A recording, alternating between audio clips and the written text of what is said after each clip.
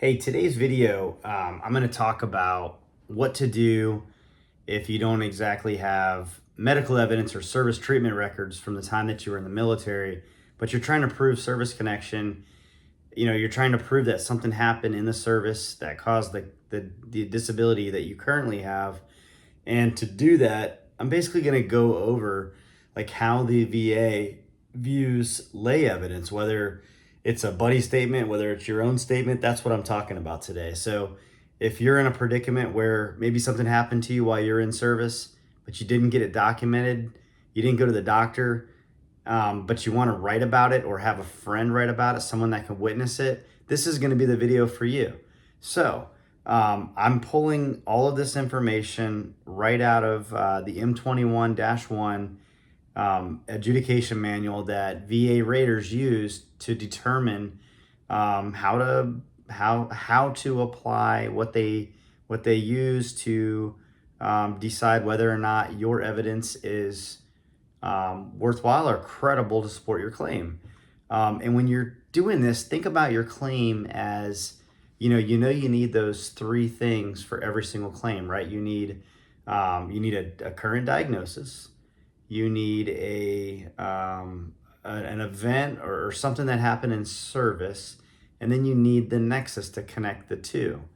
A lot of times we don't have or we have different levels of evidence, but with the medical evidence being the most, if you have service treatment records from your time when you were in the military, and it shows, let's just say that you're going for a neck condition, and your doctor while you're in the service said, hey, listen, you have arthritis, or maybe you go to the doctor because you're complaining about how it hurts to move your neck, or you're having some sort of back pain, and that gets into your file.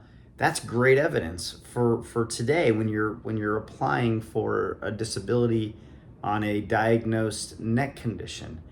But if you never went to the doctor, it's going to be a little bit harder for you. So you're going to have to rely on lay statements, and that's what I'm talking about.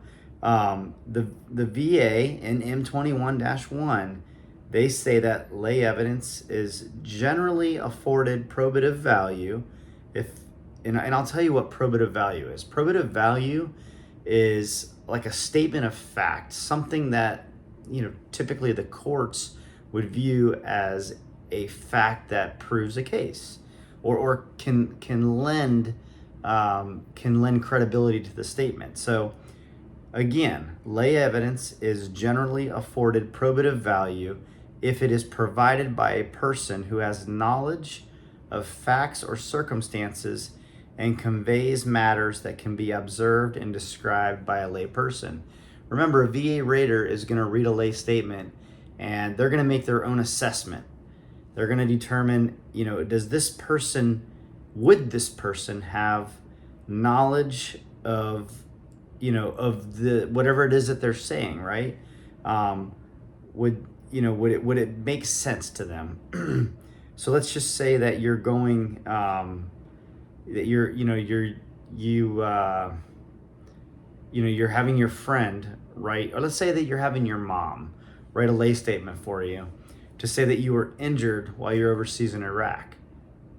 Well, if your mom wasn't there, how would she know?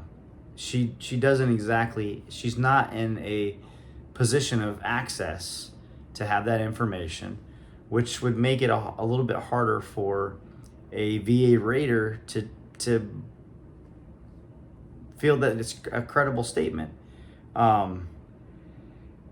Some of the factors that they're going to use, and this is right out of M21-1, is the accuracy or clarity of the individual's memory, direct personal knowledge or experience, recency of the event, and the competence of the reporting person. Now, I don't want to scare you, because a lot of you guys are doing these types of claims 15 years after the fact. And if I say the recency of the event, I know that makes you nervous, but I don't think it should be. What I think you need to do is, if you were injured while in the service and you have a buddy or a boss or a subordinate or someone that was there that witnessed it, you could pick up the phone and you can talk to them. and you guys, can remember pretty well what happened that day, that's still going to count. It doesn't matter how many years ago it was. There's enough other factors in your letter or your friend's letter that they can put to articulate what went down that day.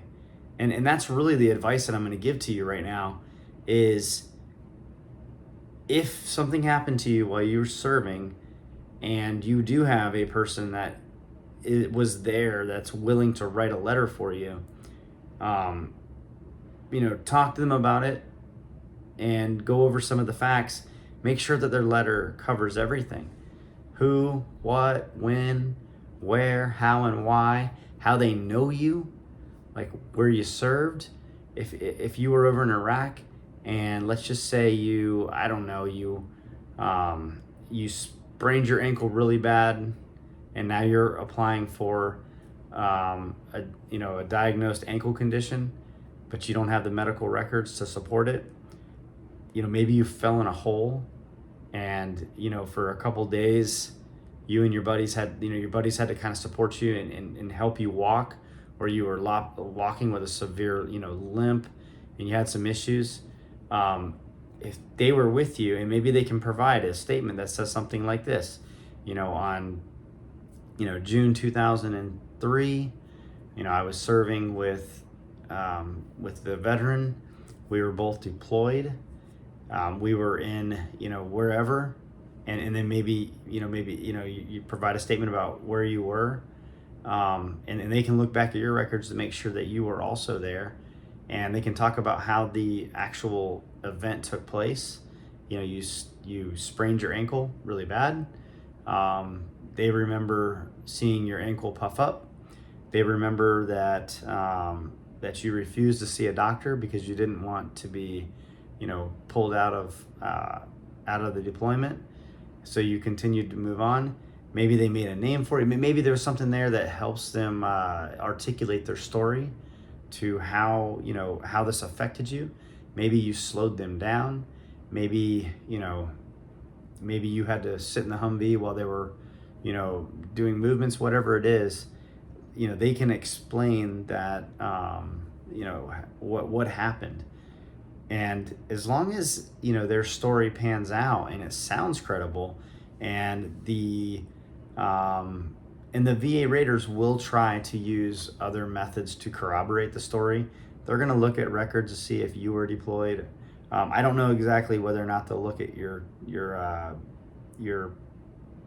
buddy statements records, but they'll do things to try to make sure that the story pans out.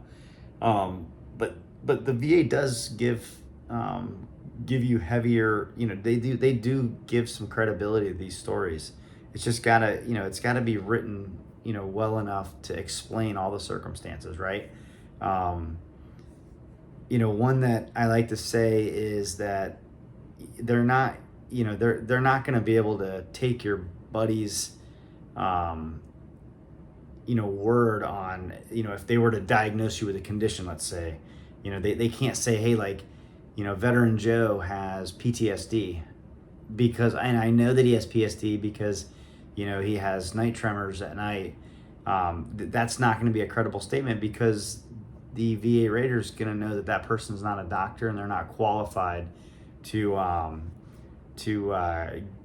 give a diagnosis. Just like, if your wife or your spouse is saying that you have a lot of anxiety or something that's not going to be credible, you want that diagnosed. In fact, they write that right here in the M21. A medically untrained individual is not usually competent to offer a medical opinion regarding the etiology of disorders, and such an opinion is generally assigned very little probative value. So, that just goes to show, though, that if you have a friend that can provide you with a clear and articulate set of facts about an event that happened to you while you're in service where you were injured, that can be a very valuable, credible statement to support giving you the medical or the nexus to to service connected disability, to get you that service connection so that you can couple that with your current diagnosed disability and get the rating that you deserve.